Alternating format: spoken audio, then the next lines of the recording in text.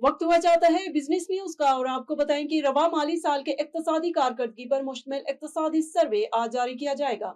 वफाकी वजीर खजाना मोहम्मद औरंगजेब मुआशी टीम के साथ मीडिया के सामने इक्तसादी सर्वे पेश करेंगे। हुकूमती जराये के मुताबिक रवा माली साल में GDP समेत दीगर अहम मुआशी अहदाफ हासिल नहीं हो सके। अलबत्ता तरसीलात ज़र, सर्विसेज सेक्टर और लाइव सेक्टर समेत कुछ शोबों में अहदाफ हासिल कर लिए गए हैं। वफाकी हुकूमत की जानिब से रवा माली साल के इक्तसादी कारकर्दगी के बारे में इक्तसादी सर्वे कल जारी होगा। वफाकी हुकूमत का रवा माली साल 2025-26 के लिए मुकर्रर करदा मुआशी शरहनमू समेत ज्यादातर मुआशी अहदाफ हासिल करने में नाकाम रहने का इंकशाफ हुआ है। तमाम तरसीलात ज़र और सर्विसेज समेत मुतअद्दिद शोबों में अहदाफ हासिल कर लिए गए हैं। वफाकी हुकूमत की जानिब से रवा माली साल के इक्तसादी कारकर्दगी के बारे में इक्तसादी सर्वे कल जारी होगा।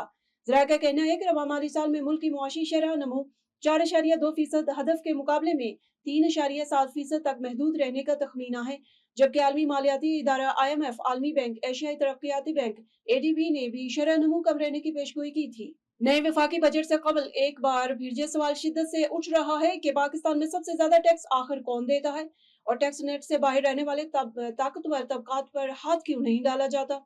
मुल्क भर में लाखों तनख्वाहदार मुलाजमीन अपनी माहाना आमदन से बराह रास्त इनकम टैक्स अदा करते हैं, लेकिन इसके बावजूद उन्हें रोजमर्रा जिंदगी में भी मुख्तलिफ बिलवास्ता टैक्सों का सामना करना पड़ता है।